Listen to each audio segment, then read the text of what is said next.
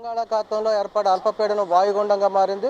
దీని ప్రభావంతో ఉత్తరాంధ్ర వ్యాప్తంగా కూడా భారీ వర్షాలు కురుస్తున్న పరిస్థితి. గత 2 రోజులుగా కూడా ఉత్తరాంధ్ర జిల్లాలైనటువంటి అనకాపల్లి, విశాఖపట్నం, అల్లూరి సీతారామరాజు, విజయనగరం, పార్వతీపురం, మన్యం జిల్లాలతో పాటు శ్రీకాకుళం జిల్లాల్లో భారీ నుంచి అతి భారీ వర్షాలు, కుండపోత వర్షాలు కూడా కురుస్తున్న పరిస్థితి. దీంతో లోతట్టు ప్రాంతాలన్నీ కూడా జలమయమవుతున్నాయి. మరోవైపు నైరుతి రుతుపవనాలు కూడా చురుకుగా కదులుతున్న పరిస్థితుల్లో ఏపీ వ్యాప్తంగా కూడా అనేక జిల్లాల్లో భారీ వర్షాలు అయితే పడుతున్న పరిస్థితి ఉంది. ఈ నేపథ్యంలో రాష్ట్ర ప్రభుత్వం కూడా అప్రమత్తమైంది. ప్రజలందరినీ కూడా అలర్ట్ చేస్తూ కూడా లోతట్టు ప్రాంతాల్లో ప్రజలందరూ కూడా సురక్షిత ప్రాంతాలకు వెళ్లాలని చెప్పి ఇప్పటికే ఆదేశాలు జారీ చేసింది. మరోవైపు భారీ నుంచి అతి భారీ వర్షాలు వచ్చే 3 రోజుల్లో కురుస్తాయంటూ కూడా ఐఎండీ హెచ్చరికలు జారీ చేసిన నేపథ్యంలో భారీ వర్షాలతో పాటు ఉరుములు మెరుపులతో కూడినటువంటి పిడుగులు పడే అవకాశాలు ఉన్న నేపథ్యంలో ప్రజలందరూ కూడా అప్రమత్తంగా ఉండాలని చెప్పి కూడా రాష్ట్ర ప్రభుత్వం అయితే ఇప్పటికే సూచనలు చేయడం జరిగింది. ఈ నేపథ్యంలో పలు జిల్లాల కలెక్టర్లకు కూడా ఆదేశాలు జారీ చేస్తూ ఆయా ప్రాంతాల్లో ఉన్నటువంటి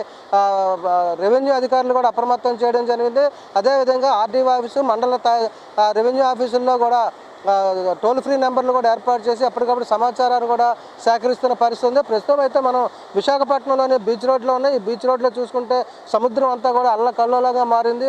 రాకాశాలలో ఎగసి పడుతున్న పరిస్థితి ఉంది. మరోవైపు రాత్రి నుంచి కూడా ఎడతెరిపి లేకుండా వర్షం పడుతున్న పరిస్థితి అయితే కనిపిస్తున్న నేపథ్యంలో ఆ బీచ్ను చూసేందుకు కూడా చాలామంది ఇప్పుడు మనం చూసుకుంటే ప్రాంతం అంతా కూడా పర్యాటకులు అయితే ఆసక్తిగా సముద్రాన్ని తిలకిస్తున్న పరిస్థితి. ఎందుకంటే ఎప్పుడూ ప్రశాంతంగా ఉండేటువంటి సముద్రం ఇప్పుడు పగలు సమయంలో ఇంత ఉవ్వెత్తున అలలు ఎగసిపడుతూ కూడా తీరాన్ని తాగుతున్న నేపథ్యంలో దాన్ని తిలకించేందుకు కూడా ప్రజలు బీచ్ రోడ్డుకి అయితే భారీగా చేరుకోవడం జరిగింది.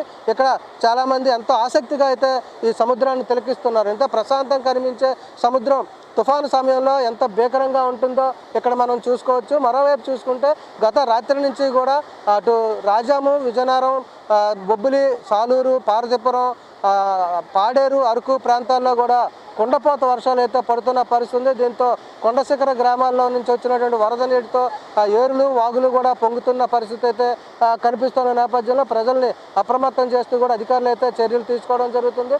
మరోవైపు ఎన్డీఆర్ఎఫ్ బృందాలను కూడా సిద్ధం చేస్తున్నారు. వచ్చే 3 రోజుల్లో కూడా ఎలాంటి అవాంఛనీయ సంఘటనలు జరగకుండా వరద ముంపుకి గురి కాకుండా కూడా చర్యలు అయితే తీసుకుంటున్న పరిస్థితి ఉంది. ఈ నేపథ్యంలోనే అటు అనకాపల్లి, అల్లూరి సీతారామరాజు జిల్లాల్లో ఉన్నటువంటి ఏజెన్సీ ప్రాంతాలను కూడా అప్రమత్తం చేయడం జరిగింది. లోయళ్ళు, వాగులు, వంకలు పొంగే ప్రమాదం ఉంది. వరద వచ్చే అవకాశాలు ఉన్న నేపథ్యంలో కూడా ప్రజలు వాగులు దాటే సమయంలో అప్రమత్తంగా ఉండాలని చెప్పి హెచ్చరికలు కూడా జారీ చేసింది. మరోవైపు చూసుకుంటే అటు ఏజెన్సీ ప్రాంతాలే కాదు ఉత్తరాంధ్ర వ్యాప్తంగా కూడా భారీ నుంచి అతి భారీ వర్షాలు పడుతూ రోడ్లన్నీ కూడా జలమయం అవుతున్నాయి.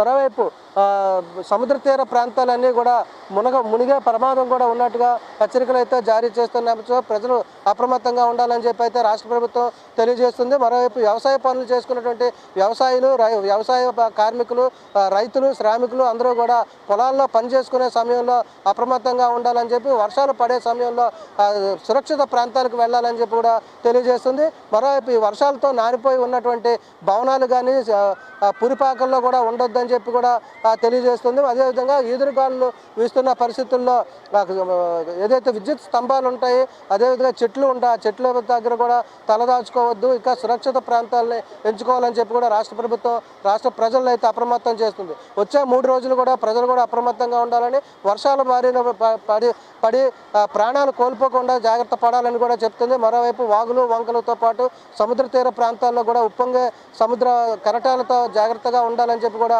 రాష్ట్ర ప్రభుత్వం తెలియజేస్తున్న పరిస్థితి.